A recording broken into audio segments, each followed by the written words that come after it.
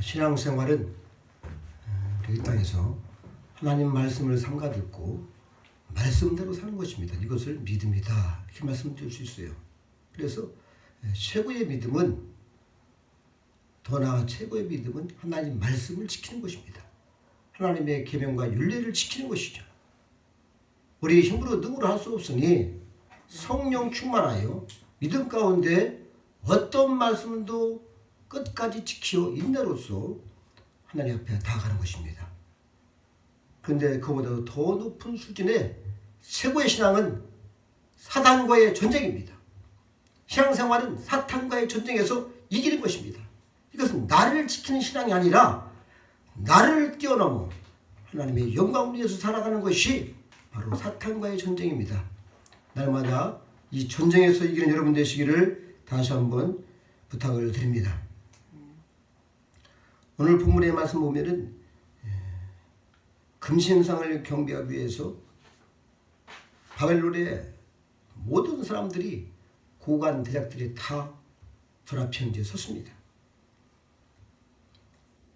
그 크기는 참으로 약 25층 정도의 높이가 되는 엄청난 크기로 세웠어요. 그래서 이 금신상을 세운 그리고 하나님을 대적했던 이런 말씀을 통해서 우리가 어떻게 해서 특별히 그런 시대에 사드락 메삭 아벳느고처럼 청년들처럼 다니엘처럼 거룩한 신앙을 지키고 하나님께 영광을 돌릴 수 있는가 같이 한번 은혜를 나누고자 합니다. 먼저 2장 46절을 보면은 이에 느부갓네살 왕이 엎드려 다니엘에게 절하고 명하여 예물과 향품을 그에게 드리게 하니라 했어요. 자기가 꿈을 꾸었던 그 놀라운 신상에 대해서 다니엘이 해석을 하고 그 꿈을 알고 해석을 해줬어요. 그때서 너무 감격한 나머지 은혜를 받아서 왕이 만부 백관 앞에서 20살 된 포로한테 엎드려 절하는 것입니다. 여러분 이것을 상상해 해봤어요?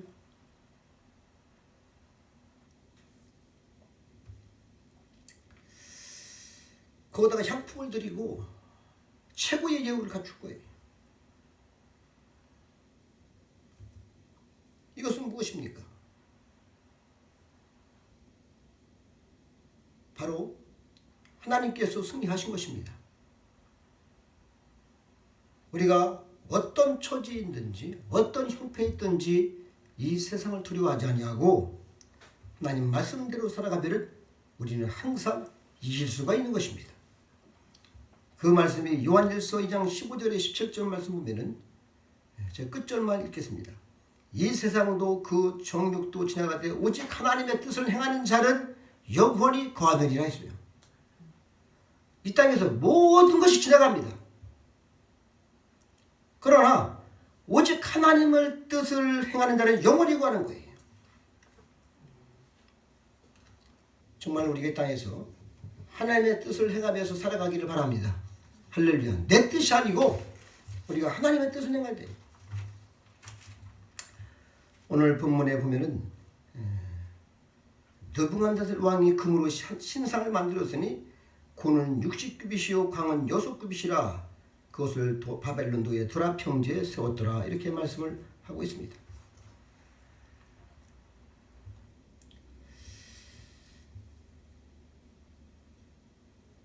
이 다니엘 세 친구를 통해서 하나님께서 특별히 당시의 바벨론에 엄청난 복음을 전하려고 파트너로 선택을 했습니다. 그런데 당시나 지금이나 사람이 결핍입니다. 어떤 사람이 결핍인가? 양심으로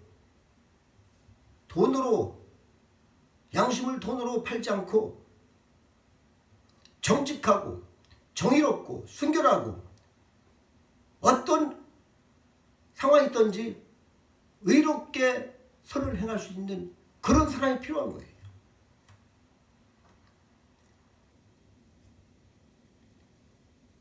여러분 꿈에서 본 그 신상을 다니엘은 금으로 바꿔서 하나님의 이 예언의 말씀에 정면으로 도전을 해왔어요. 장면입니다. 그 크기는 대단합니다. 높이가 60규빗이요. 폭이 6규빗이다. 이것을 우리가 미터로 한 사람 여러분이 좀 감이 잡힐 겁니다. 높이가 31m,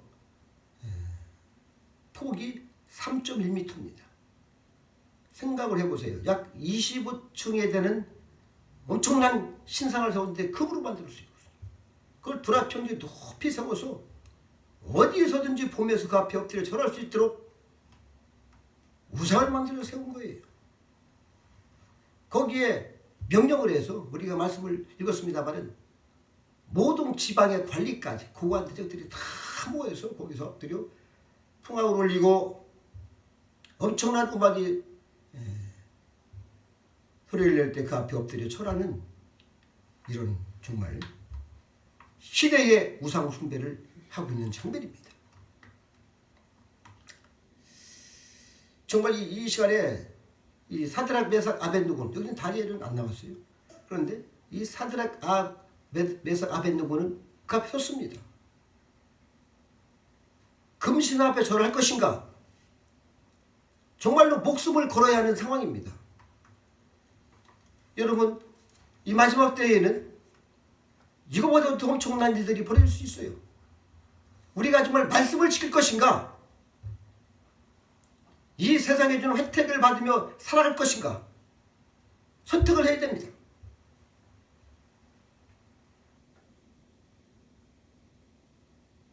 다니엘서 3장 12절 말씀 보면은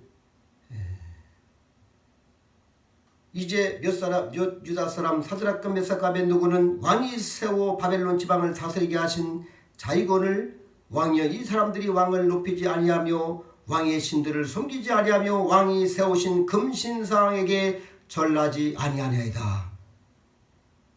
참소를 하는 것이죠.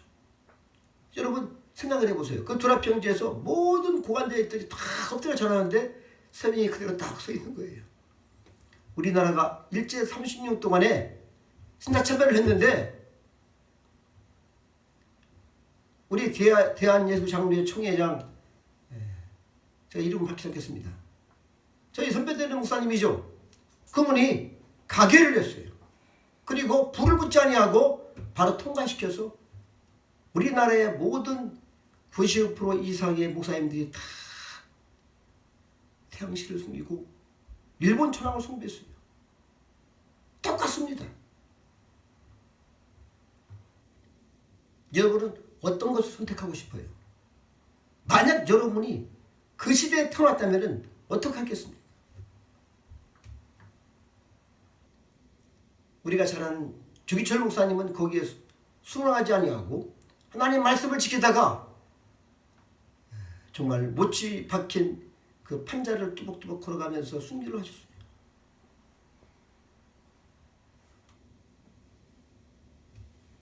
바로 이 세 친구가 절하지 아니한 이유가 있습니다. 출애굽기 20장 3절로 6절 말씀 보면은 십계명이 나오죠. 우리 하나님께서는 나는 나 외에는 다른 신들을 내게 있게 하지 말지니라 했어요. 그리고 너를 위하여 새김상을 만들지 말고 또 위로 하늘에 있는 것이 하늘에 아래 땅에 있는 어떤 것이 거기에 절하지 말라고 했습니다. 그런데 주께서 뭐라고 하셨냐면은 나와 너희 하나님은 질투하는 하나님인즉 나를 미워한 자의 죄를 갚겠어요. 나를 미워한다고 했어요. 그것이 뭡니까? 우상 숭배하는 것입니다. 또 나를 사랑하고 내 계명을 지키는 천대까지 날 베푼다고 했어요. 여러분 사랑하는 것이 무엇이에요? 우리 주님도 말씀을 하고 계시죠. 그래서 첫 번째로는 우상 앞에 절할 수가 없었어요. 하나님 말씀을 범할 수가 없는 것이죠. 그래서 이 새 청년은 하나님을 생각하면서 눈물을 아마 흘렸을 겁니다. 그 말씀은 안 나왔지만 감격하지 않겠어요? 거기에는 유다인들이 많이 있을 겁니다. 오직 이 청년 그들만 굽히지 않는 거예요.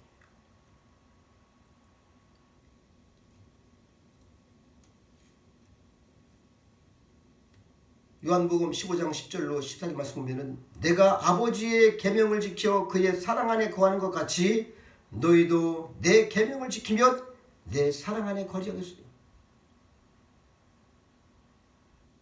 우리 주님께서 가장 큰 계명이 무엇입니까 할 때 하나님 사랑과 이웃 사랑이었습니다.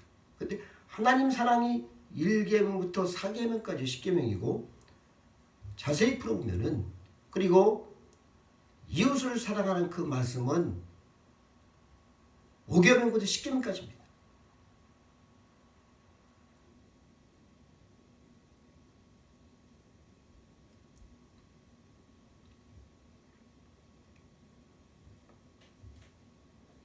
그때에 그래도 느부갓네살 왕이 이 세 친구를 상당히 좋게 봤습니다. 그래서 느부갓네살 왕이 3장 14절로 16절 말씀 보면 그 내용이 나옵니다. 느부갓네살이 그들에게 물어 이르되 사드락 메삭 아벳느고야 너희가 내 신을 섬기지 아니하며 내가 세운 금지상 절하지 아니하니 짐지 그리하였느냐 물은 거예요. 이제라도 너희가 예비하였다가 언제든지 나팔과 피리와 수금과 삼룡강과 양문과 생황과 및 모든 악기 소리를 듣거든 내가 만든 신상 앞에 엎드려 절하면 좋거니와 너희가 만일 절하지 않으면 너희 즉시 너희를 극렬히 타는 풀무가 던져 넣을 것이니 너희를 내 손에서 건드릴 신이 어떤 신이겠느냐 이겠습니다. 여러분 이 상황에 되면 여러분 어떻게 하시겠습니까? 내가 지금 절하지 않았어요. 여러분 우리나라랑 별반 틀릴 것이 없어요. 많은 분들이 신앙을 지켰고 믿음을 지킨다고 했음에도 불구하고 실상 조금 어려운 핍박이 오니까 90% 이상의 목사님들이 다 신사참배를 했습니다. 신사참배를 다 하셨어요. 성도들은 말할 것도 없죠. 편하니까.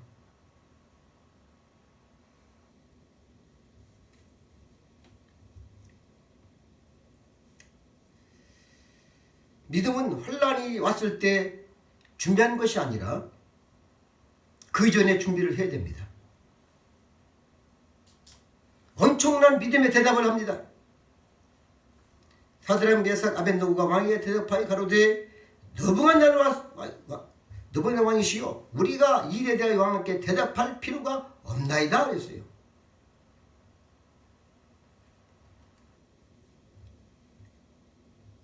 시간도 더 달라고 청하지도 않냐고 대답할 필요가 없다는 겁니다.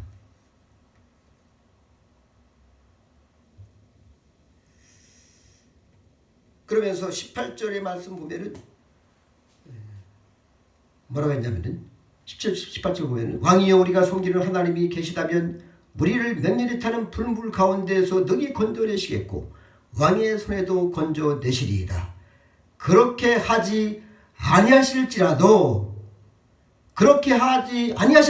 왕이여 우리가 왕의 신들을 섬기지도 아니하고 왕이 세우신 금신상에 절하지도 아니할 줄을 아옵소서. 할렐루야.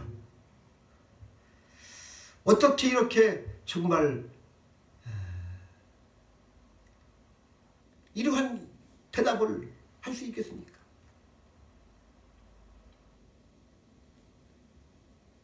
믿음의 최종 단계예요. 제가 봐서 사단과의 싸워서 고통과 믿음이 올 것이고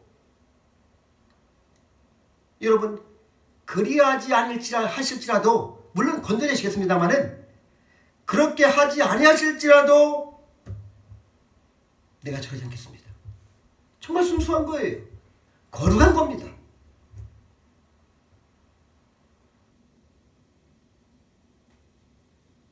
후대반 집사가 돌에 맞아 죽을 때에 순교하면서 하늘이 열리고 우리 주님이 벌떡 일어나실 것처럼 우리 주님이 긍휼히 타는 풀무불 가운데 금방 오신 겁니다. 할렐루야. 하나님을 전적인 신뢰할 때만 이러한 행동이 가능한 것이죠. 여러분 정말 여러분이 정말 하나님을 절대로 신뢰하십니까? 계시록 12장 17절 보면은 이런 말씀이 있습니다. 용이 여자에게 분노하여 들어가서 그 여자의 남은 자손 곧 하나님의 계명을 지키며 예수의 증거를 가진 자들로 더불어 싸우려고 바다에 있었더라. 마지막 때 성도들의 모습입니다. 계시록 12장 17절 말씀이에요. 곧 하나님의 계명을 지키며 예수의 증거를 가진 자들로 더불어 싸우려고 바다에 섰더라 했어요. 여러분 풀렁불에 사자굴에 들어갑니다. 마지막 때 여러분 마음의 전부를 생애의 전부를 바치는 것입니다. 이것이 신앙인 거예요. 여기에 생명이 있고 영광이 있는 것입니다. 여러분 세례 요한은 복음을 전하고 사두개인 바리새인들을 잘못된 거 지적하다가 바로 목이 달아났어요. 하나님의 손길이 침묵을 하셨습니다.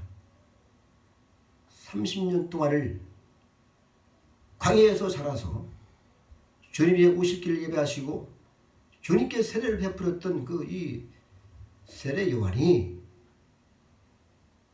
왜 순교를 했을까? 주님은 왜 침묵을 하셨을까? 음성을 들려주셨는지 금방 여기처럼 나타나셔서 막 던져야 되는데 그것은 초대교회 성도들이 본받아서 앞으로의 그런 고통과 엄청 환난을 그 본을 삼아 일하는 것입니다. 고통과 어려운 환난이 옵니다. 우리는 하나님의 주목이 어떠한 의미인지 이해를 해야 됩니다. 하나님의 그 고통과 아픔이 있어요. 거기 하나님의 주목 속에 고린도서 4장 9절 말씀 보면은 내가 생각컨대 하나님이 사도인 우리를 죽이려 작정한 자 같이 미말에 두셨음에 우리는 세계 곧 천사와 사람에게 구경거리가 되오더라. 온 세계와 천사와 사람에게 구경거리가 됐다는 거예요.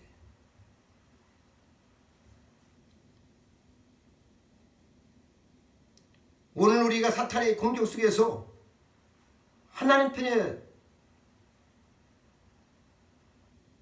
서야 됩니다. 할렐루야. 하늘에서 승리의 함성이 울릴 것입니다. 천사들이 다 보고 계시고 하나님도 보시고 온 세상을 다 보는 것입니다.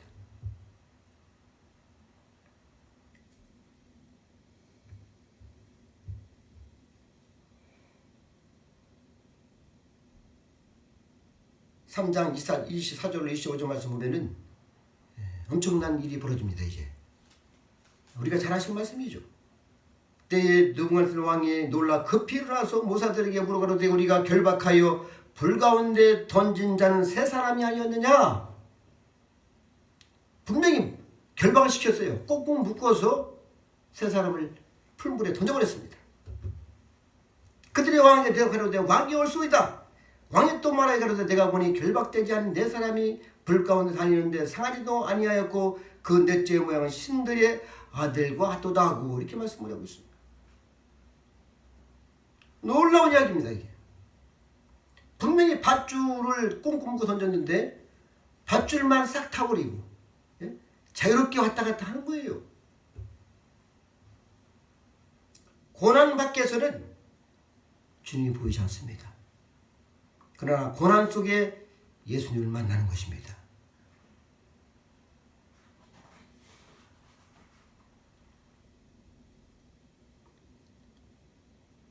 벌불 같은 고난을 통과하면서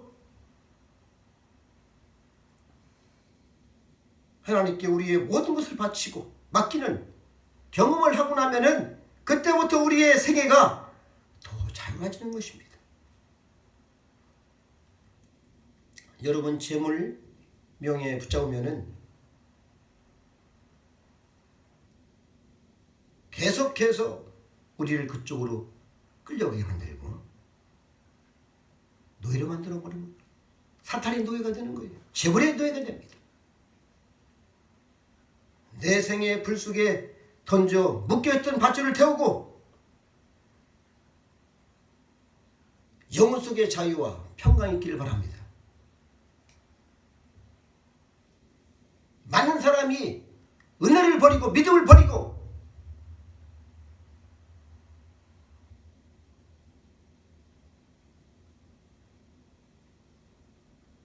한국교회에 힘이 없어요. 저는 우리 한국에 대단합니다. 그런데 어느 날 순간에 보니까 다 무너진 것 같아요. 너무 많이 아파요 제가. 누구하는 나서는 사람도 없고 아파하는 사람도 없어요. 물론 개개인은 많겠지만 믿음으로 말씀에 순종하고 고난을 받아들이고 나면은 우리를 묶고 있던 밧줄이 태워지면서 오히려 더 큰 자유를 느끼게 될 것입니다. 우리 주님께서는 너희는 먼저 그 나라와 그 의를 구하라고 했어요. 나머지를 도와신다고 했습니다.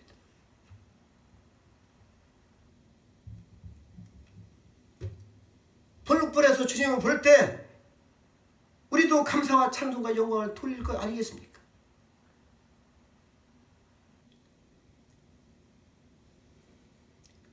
이때 다니엘서 3장 오늘 28절 29절 말씀 보면은 느부갓네살이 말하여 가로되 다드락과 메삭과 아벳노고의 하나님을 찬송할지로다. 그가 그 사자를 보내서 자기를 의뢰하고 그 몸을 버려서 왕의 명을 교역하고 그 하나님 밖에는 다른 신을 섬기지 아니하며 그에게 절하지 아니한 종들을 권하셨도다. 절하지 아니한 종들을 권하셨도다. 이 느부갓네살 왕이 정확하게 아는 거예요. 하나님이 권했다는 겁니다. 그러므로 내가 이제 조서를 내리노니 각 백성과 각 나라와 방언하는 자가 무릇 사드락과 메삭과 아벳노고의 하나님께 설만이 말하거든 그 몸을 쪼개고 그 집으로 그럼터를 삼을지니 이는 이 같은 사람이 구원할 다른 신이 없으리로다. 할렐루야. 마지막 시대에도 비록 숫자가 많지 않을지라도 정말 충성스럽게 하나님의 계명을 지키는 성도들 때문에 온 세상에 복음이 전파가 될 것입니다.